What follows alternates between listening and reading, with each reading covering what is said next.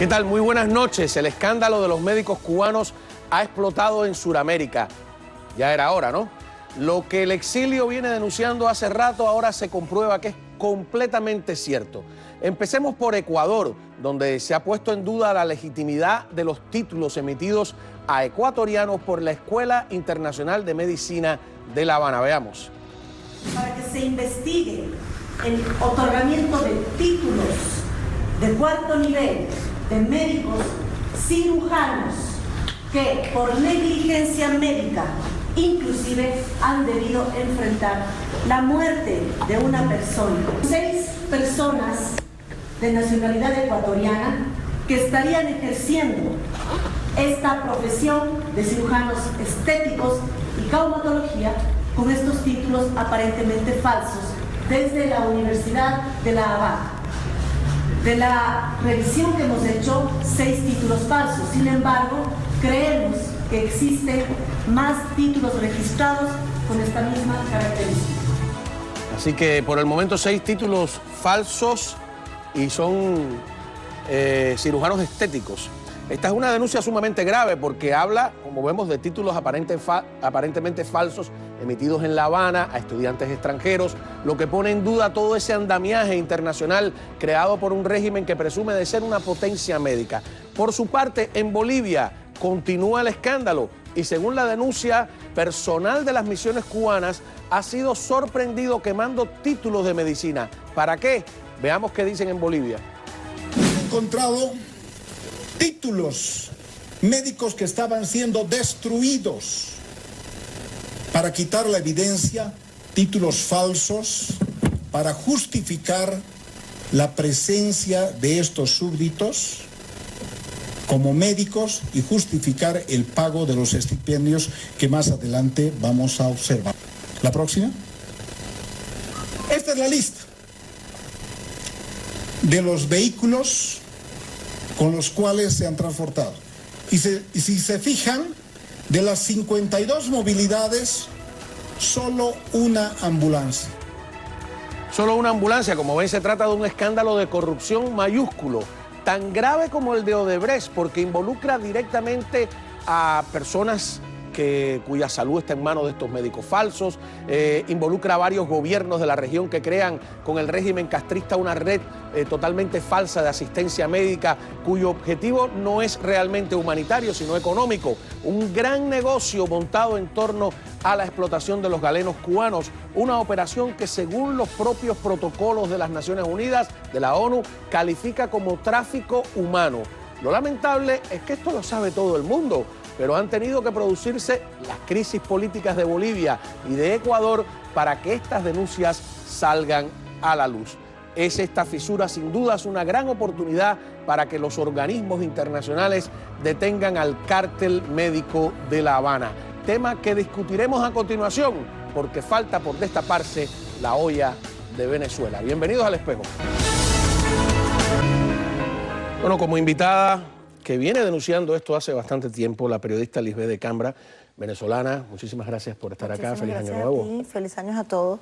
Como no, y también el abogado y politólogo boliviano Carlos Sánchez Berzaín, quien lea sus escritos sabe que, y su último libro, ¿no?, sobre el castrochavismo, que esto es parte esencial de las denuncias que él ha venido haciendo. Así que muchísimas gracias por estar aquí con nosotros. Gracias. Es tremendo porque lo decimos aquí, pero ver las ruedas de prensa, ver a las autoridades médicas de Ecuador y de Bolivia diciendo las cosas por lo claro, es un paso de avance. Pero usted que conoce el sistema boliviano, todo lo que está sucediendo, ¿a dónde vamos? O sea, ¿se queda ahí en la mera denuncia o va a haber encartados? ¿Va a avanzar esta denuncia a algo concreto? ¿Cómo lo ve usted? Primero, ¿por qué se puede destapar esto? Porque han caído 2 dictaduras. 10 años de dictadura de Rafael Correa en el Ecuador y llega el presidente Lenín Moreno y hace un giro y abre la democracia, está restaurando la democracia, permite transparencia, restaurar el orden jurídico, el Estado de Derecho. El 10 de noviembre pasado cae Evo Morales en Bolivia, se establece un gobierno interino y aunque la dictadura todavía mantiene gran parte del sistema, se está avanzando en el retiro de la dictadura, entonces empiezan a salir las cosas que todo el mundo conocía.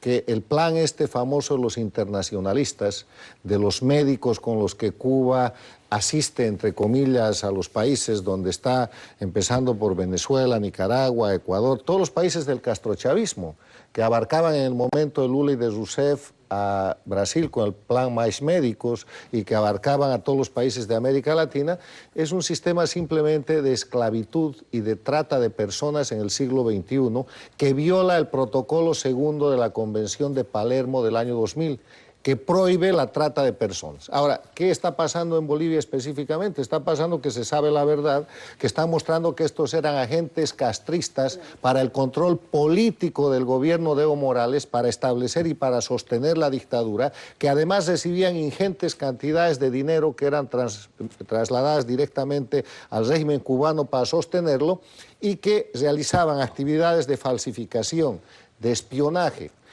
falso ejercicio de la profesión en el que han matado a mucha gente. Y ya hay gente detenida, porque habían coordinadores locales del partido criminoso de Evo Morales que están entrando presos. Habían autoridades médicas de Bolivia que eran cómplices que están procesadas. Rápidamente Cuba ha sacado a sus médicos, ha sacado 750 médicos en 3 o 4 días, diciendo que daba por rota la relación, y ha perdido ese dinero porque los que se quedaban tendrían que haber ido presos también. Pero ahí había una cosa: los hacían figurar como diplomáticos.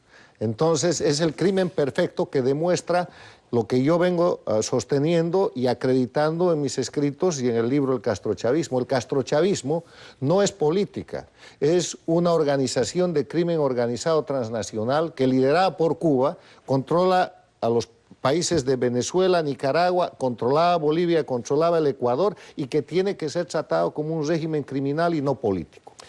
Bueno, y lo de Venezuela, el día que se destape, es todo esto llevado a la máxima expresión. Claro, porque debemos recordar que lo primero que hubo en Venezuela fue a principios, diría yo que a partir del año 2004, los médicos cubanos empiezan a ir a lo que ellos llamaban CDI, los Centros de Atención Inmediata.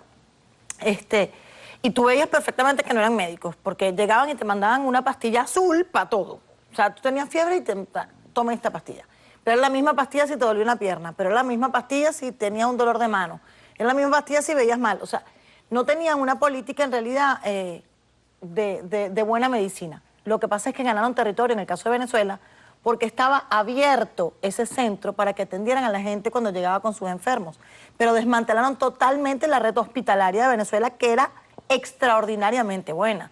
El hospital JM de Los Ríos, el hospital de Katia, o sea, todos los hospitales, incluso el único que se salva es el hospital militar y está en crisis, porque metieron a sus médicos cubanos y obviamente no eran muchos de ellos médicos. Pero peor aún, hubo una política en Venezuela con la Universidad Bolivariana de Venezuela, la UBB, en donde médicos cubanos vinieron teóricamente a enseñarle medicina a estudiantes que entraron a estudiar medicina en la UBB y se graduaron en 2 años y medio. En Venezuela la carrera de medicina dura 7 años y luego tienen que ir 5 años en un internado para hacer una especialización. Como duraba antes, y ¿no? estos 2 años también. y medio se graduaban de médicos y salían con un título que viene en un papelito normalito, así chiquito, y estaban teóricamente acreditados para ser médicos. Eso también lo hicieron con los periodistas, pero peor aún es con los médicos. O sea, lo hicieron con los médicos. Y entonces empezaron a votar médicos, traumatólogos especializados en la Universidad Central con posgrado en Estados Unidos para contratar a estas personas. Y rompieron, como te digo, la red hospitalaria, total y absolutamente. Esto es parte, si me permiten agregar, del sistema transnacional de delincuencia organizada. Esto ha pasado en Venezuela, pasa en Nicaragua, ha pasado en Ecuador con Correa, ha pasado en Bolivia y en países como el Brasil ha pasado con la complicidad de la Organización Panamericana de la Salud, la OPS, que ha hecho de intermediaria para traficar, para legitimar la operación. Por eso hoy en Estados Unidos hay una demanda federal hecha por los médicos de verdad, pocos o muchos, que han regresado del Brasil y que han demandado a la Organización Panamericana de la Salud por ser el instrumento de intermediación criminal. Y eso es un escándalo que también quedan viene. con los salarios, ¿no? Ahora, en Bolivia han denunciado este aspecto que usted habla de la corrupción. O sea, esto es una gran trama de corrupción, veamos. Pago de un estipendio por médico, por cada profesional, de 7.096,44 bolivianos, equivalente a $1.032. Cabe aclarar que estos dineros no eran pagados a cada súbdito, eran depositados en una cuenta bancaria del Banco Unión a nombre de una persona o súbdita cubana.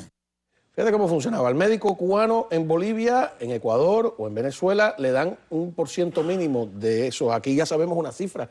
$100 les pagaban en Venezuela. $1.032 por persona, le pagaban un % para que pudiera mantenerse en Bolivia. Había otro pequeño % que se le daba a sus familiares. Cuando digo familiares estoy hablando directamente padres, hijos, esposas, que no les permitían viajar con ellos en la mayoría de los casos, y les retenían el grueso del salario, de la parte que le iban a dar de esos $1.032, que no sé cuántos serían, y solo lo podían cobrar cuando terminara la misión y regresaran a Cuba. Es decir, un chantaje para familiares en Cuba, ellos el salario también, para que no desertaran. Sí, pero ese no era el costo que le costaba a Bolivia. Los $1.032 que dice se disgregan de esa manera, pero cada médico le costaba cerca de $4.000 al Estado boliviano le costó por 15 el pago cada directo que hacían al Estado. gobierno cubano. O sea, la parte que está describiendo el doctor Cruz, el ministro de Salud boliviana, es la parte del manejo del dinero, de la porción que quedan a los esclavos. Entonces, ahí hay una porción de aproximadamente un 70% adicional que el Estado cubano coge, la dictadura cubana coge directamente, como lo ha hecho en Brasil, como lo ha hecho en Ecuador, como lo está haciendo actualmente en Venezuela, y que ha sido denunciado aquí en Estados Unidos y en el Brasil por las víctimas, porque en medio de toda esta mafia que mandan, todos los seres humanos que van enviados por la dictadura cubana, médicos o no médicos, están sometidos a presión. Les quitan sus documentos, sus pasaportes, para que no puedan desertar, y la familia que está en Cuba queda como rehén. Y si ellos desertan, no hay manera de que regresen a Cuba por 10 años. O sea, es una tortura, extorsión y secuestro de los familiares, independientemente de que sean buenos o malos médicos o no sean médicos, porque está demostrado que más del 80% no eran médicos. O sea, estamos hablando de una cadena de actos criminales, de trata de personas, más grave que la esclavitud en pleno siglo XXI. ¿Hecho por quién? Por el castrochavismo liderado por Castro. Y no es una especulación suya. Fíjese que nosotros, que veníamos siguiendo el caso de Cuba durante tanto tiempo, nos sorprendemos con que la exportación de médicos, para llamarla, o la explotación, se convierte en el primer rublo de entradas al país, $9.000 millones anuales, más que el turismo incluso. Ya se una cayó, cosa ya asombrosa. no es. Esa Entre lo de Brasil, Ecuador, Bolivia y las denuncias que se han producido con otros países, se estima que Cuba por este ítem ha perdido cerca del 25% de su Producto Interno Bruto. Ya no le está y pagando. por eso es que está en un periodo especial más grave que el de la década del 90, aunque el régimen se empeña en decir que no es tal cosa. ¿Cómo no? Vamos a una pausa. Cuando regresemos, arrestaron a Carlos Romero, exfuncionario de confianza de Evo Morales. ¿Y qué pasa con Podemos y Evo Morales en España?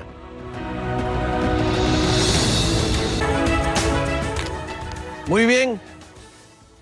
Exministro de Gobierno que no se presentó a declarar en una investigación por desvío de dinero en el programa de lucha contra el narcotráfico, hombre de confianza de Evo Morales, arrestado. Carlos Romero. ¿Quién es Carlos Romero?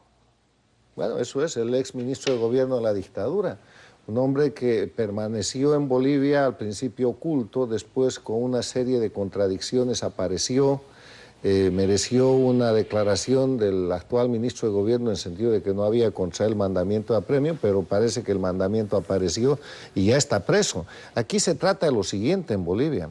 El 10 de noviembre pasado, ha caído un régimen de delincuencia organizada, una dictadura que cometía a diario todos los crímenes. Se ha caído por hacer falsedad material ideológica y por hacer fraude electoral. Pero ellos han vuelto a Bolivia un narcoestado.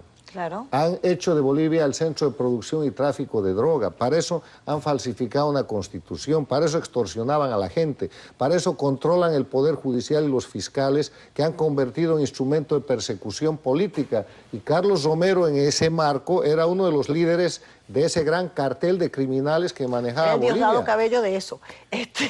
No, y dice Evo Morales ahora que en el caso del escándalo del financiamiento de Podemos, que, bueno, si hubo dineros emitidos, él no lo sabía. Fueron los funcionarios lo que le hicieron, lo que de cierta manera es una admisión de lo que estaba sucediendo. Lo que pasa es que, por ejemplo, cuando yo veo lo que está pasando en Bolivia, que afortunadamente la valentía del pueblo hizo que salieran de esa desgracia. Y el posicionamiento del ejército. Por ejemplo, y la posición del ejército. Olvídate. Fíjate, Venezuela está exactamente igual. O sea, tú los ves y es como una franquicia. Yo diría que es una franquicia del mal, ¿no? Es exactamente igual. Y lo peor es que pero yo sí tengo es el años... mismo sistema. Exacto, eso es lo que inventan franquicia. Castro y Chávez para oprimir a los pueblos. Primero, la careta de democracia cuando en verdad hacen dictaduras. Segundo, un sistema de delincuencia organizada para oprimir a los pueblos diciendo que son un sistema político. Y tercero, narcoestados. Claro, Venezuela es un narcoestado, Bolivia es un narcoestado. Sus actividades principales son el narcotráfico, el terrorismo y la corrupción. A donde iba, toda la vida he dicho que Venezuela es un lugar, y en esto puedo sumar perfectamente a Bolivia y perfectamente al Ecuador de Correa. Y a Nicaragua, por supuesto.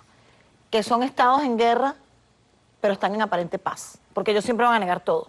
Y la otra es que la novedad de estos con respecto a Cuba es que son narcoestados, lo hemos discutido muchísimo. Que la historia de Cuba es que era una dictadura férrima, pero con un ideal por allá que se les escapó y ya se les desgastó, pero fueron capaces de franquiciarse. Son una franquicia mejor que la del que vende las hamburguesas. Una aclaración sobre el tema Cuba. Cuba es un proyecto criminal desde el origen. En la década de los 60 ensangrenta América y el África con guerrillas. El Che Guevara en Bolivia, que muere el año 67, ocupan Angola. En la época de los 70, Cuba exporta guerrilla urbana, guerrilla rural, y empieza el narcotráfico. En el tema del narcotráfico, la relación es directa con Pablo Escobar de Colombia y con Roberto Suárez de Bolivia, está documentado. En la década de los 80 tienen que fusilar y llevar adelante el caso Ochoa, porque se ve el tema del narcotráfico. Sostienen las FARC, convierten a las FARC en productores de cocaína. Y cuando se cae el muro de Berlín y se quedan sin financiamiento, empiezan de nuevo con ese proceso. Ha sido siempre un régimen criminal. Pero ella puede que tenga razón en que saben montar un mundo hay un teatro, hay un escenario, hay una mística que le justifica todo eso. Y no solo el régimen, a ti como periodista valiente, hay testimonio de ella en internet, en YouTube, de cómo te enfrentas a los militares que quieren decirte, obligarte a mentir, y tú dices, tenías a mentir, en Venezuela los militares llegó un momento que te decían que ellos te podían llevar a que los cubanos te enseñaran a tocar cuatro. El cuatro es el instrumento nacional. ¿Cómo me va a enseñar un militar cubano a tocar cuatro? Te quería preguntar, porque hay unos presentadores de la televisión iraní que renunciaron y pidieron perdón. Y dijeron, llevamos, ¿no? Hay una presentadora y también hay un presentador que, pero bueno, tenemos aquí la imagen de la presentadora, que ella dice, estuvimos 13 años mintiéndole, diciéndole mentiras, ¿no? Y esto se une a una deportista iraní, ¿no? Que se llama Kimia Alizadeh, única medallista olímpica de Irán, bronce, en Taekwondo, en Río 16, que aseguró en un mensaje de Instagram que ha huido de su país porque está harta de la opresión, de la injusticia y de la corrupción, y solo desea el apoyo de sus seguidores y llevar una vida segura, feliz y saludable sin tenerle que seguir mintiendo al pueblo. Mira, yo digo, ¿cuándo nuestros periodistas, esos que están en La Habana y que vienen aquí de vacaciones, van a pedir perdón por los años que llevan diciendo mentiras? Pero en Venezuela nosotros tuvimos un fenómeno a partir del año 2014, en donde nuestros periodistas de Globovisión empezaron a renunciar al aire. Sasha Ackerman, por ejemplo, uno de los chicos que ahorita está en CNN, renunciaban al aire. O sea, y me voy, hasta hoy trabajo aquí porque no puedo seguir leyendo esto. Entonces llegaba el medio de comunicación al Colegio Nacional de Periodistas de mi oficina a intentar denunciarlos porque habían hecho eso al aire. Es verdad, según el artículo 34 de la Ley del Ejercicio del Periodismo, ellos no lo podían hacer. Pero ¿cómo le puedo decir a alguien que le presentan un libreto donde dice cosas que no son, que las siga diciendo, si en el mismo artículo número 3 los obligo a decir lo que tienen que decir? En Cuba hay muy pocos que han dicho... No, en Venezuela... Discúlpenme, les he estado Bueno, yo mintiendo, creo que ¿no? hay que hacer una diferencia. Primero, indiscutiblemente, Cuba, Venezuela de Chávez, Maduro, Cabello, Nicaragua de Ortega, el Ecuador de Correa y la Bolivia de Evo Morales son dictaduras, fueron dictaduras. Exacto. Y ahí no hay periodismo libre. Ahí lo que hay es gente que, como la oposición, se vuelve funcional al régimen. Entonces, por muy buenas razones, tienen que sobrevivir, tienen que seguir... No sé si es tan buena. Bueno, No, esto es una ironía no. lo de muy buenas razones, ¿no? Entonces, parte del éxito de Bolivia de haber podido sacar al dictador es porque el movimiento cívico se pasa por encima de la dirigencia política. No permite que los dirigentes políticos, los 8 candidatos que habían estado en la elección, supuestamente con Evo Morales y que eran funcionales, se metan a intermediar, los separan. No permiten diálogo con el gobierno, con Evo Morales. Evo Morales empieza promoviendo diálogo con la OEA. Claro, pero en Venezuela lo han ensayado todo. Bueno, Claro. pero precisamente en base a la experiencia de Venezuela, de Nicaragua y los fracasos de la propia Bolivia, es que el movimiento cívico evita la intermediación de los partidos y los líderes políticos, todos fuera.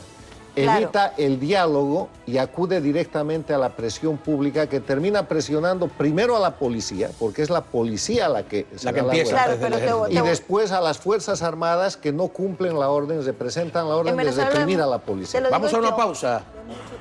Ya regresamos.